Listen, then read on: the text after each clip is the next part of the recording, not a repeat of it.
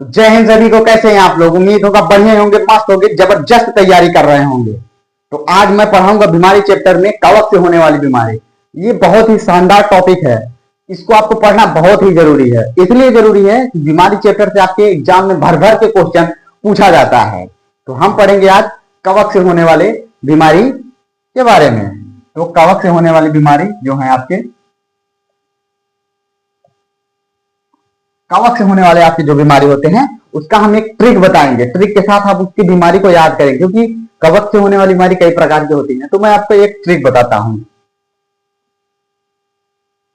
ये दाद खान। तो देखिए, कवक से होने वाली जो बीमारी होती है वो होता है ए दाद खाद। मतलब ये आपका शॉर्ट ट्रिक है।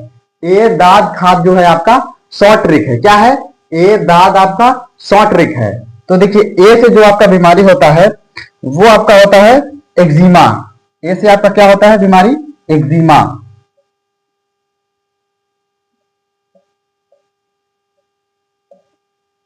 एक्जिमा। एक्जिमा देखिए वो बीमारी होती है। एक्जिमा जो जी एक कवक जो फैलता है। कवक आपने देखा होगा, कवक आप जानते हैं। कवक वो चीज होता है जो सबसे जल्दी अपने अपना रिप्रोडक्शन करे और जो सबसे जल्दी छा जाए किसी चीज के ऊपर। हमारे शरीर के ऊपर भी कवक होते हैं। ये हमारे स्किन पे, हमारे चेहरे पे, हमारे पूरे बॉडी में कवक होते हैं। लेकिन कवक इतने कमजोर होते हैं कि हमारा पसीना जो होता है यही इनको मार के खत्म कर देता है। क्या करता है? यही इनको मार के खत्म कर देता है।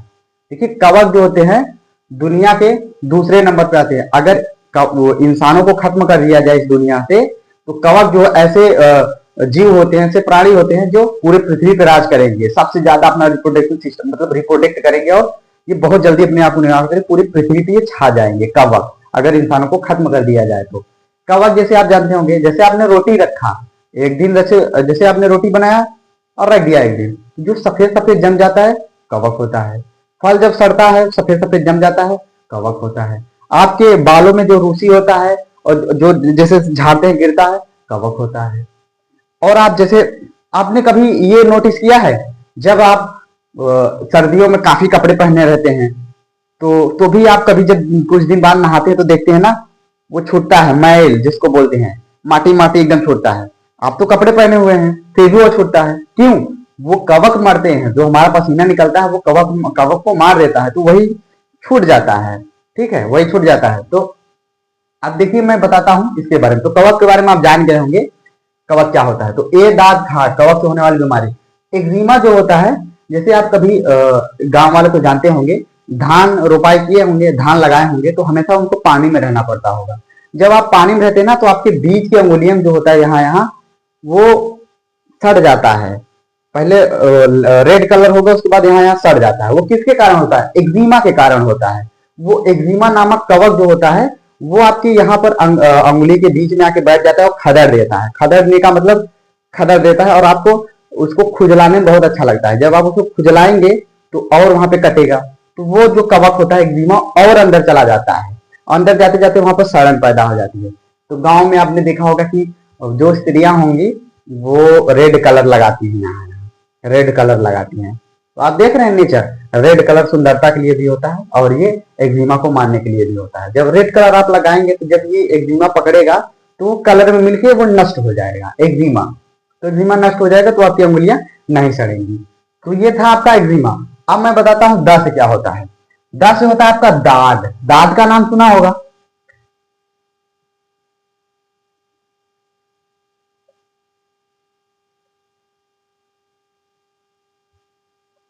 दाद का नाम सुना होगा। दाद वो होता है जो आपने कभी शरीर में देखा होगा, रेड कलर से, कभी कभी हाथों पे, चेहरों पे, इंटीरियर बॉडी पे, वो जो रेड कलर से गोले आकार में, जो इस तरह से गोले आकार में हो जाता है और बहुत खुजलाता है, बहुत ज्यादा आप खुजलाएंगे, वो जो रेड कलर की गोले आकार में होता है उसे बोलते हैं दाद। क्या होता है उसे? उसे हम बोलते हैं दाद बोलते हैं। जो रेड आकार का होता है और गोले आकार में होता है उसे हम क्या बोलते हैं? दाद बोलते हैं। क्या बोलते हैं? दाद। और 10 है आपका दमा।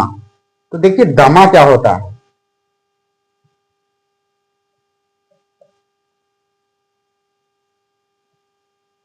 दमा, दमा क्या होता है?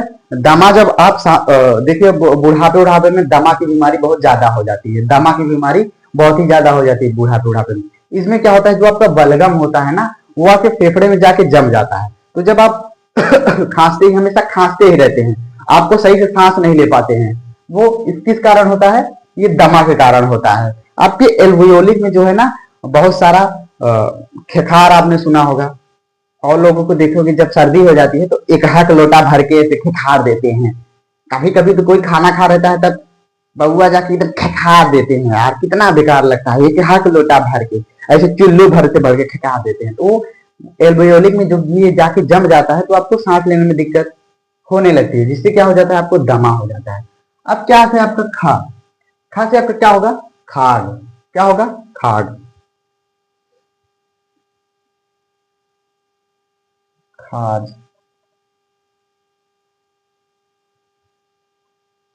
खाज का नाम आपने सुना होगा। देखिए खाज और दाग दोनों एक ही कैटेगरी के होते हैं, इनमें भी खुजलाता है, इनमें भी खुजलाता है। पर खाज में जो क्या होता है, वो लंबा लंबा आपको जो खुजलाएगा, जैसे लंबा लंबा आप जो खुजलाएंगे उसे खाज बोलते हैं। जब आपको ऐसे ऐसे लंबा लंबा कहीं खुजलाएगा, आपको ऐसे ऐसे जैसे लंबा लंबा खुजला रहा है, तो वो क्या होता है? वो खाज होता है। और खाज जो होता है लंबा लंबा होता है, दाग जो होता है वो गो, गोले आकार में होता है, गोले आकार में। और ये खाज जो है लंबा लंबा आकार में होता है। गा से होता है आपका गंजापन। क्या होता है आपका गा से? गा से आपका होता है गंजापन। तो देखिए गंजापन क्या होता है, सॉरी,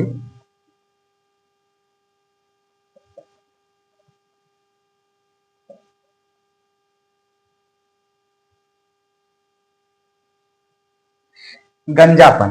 देखिए गंजापन के तो कई कारण होते हैं, गंजापन के कई कारण होते हैं। इसलिए कि अगर आपके सर में बहुत सारे रूसी, बहुत सारे जो इसमें वो पाया जाता है, जो सूक्ष्म जीव रहता है वो पाया जाता है, वो फंगस, वो बहुत ज्यादा फैल जाएगा, तब आपके बाल क्या है? झड़ने लगेंगे, बाल झड़ने लगेंगे। और विटामिन की कमी से आपको गंजापन हो जाएगा।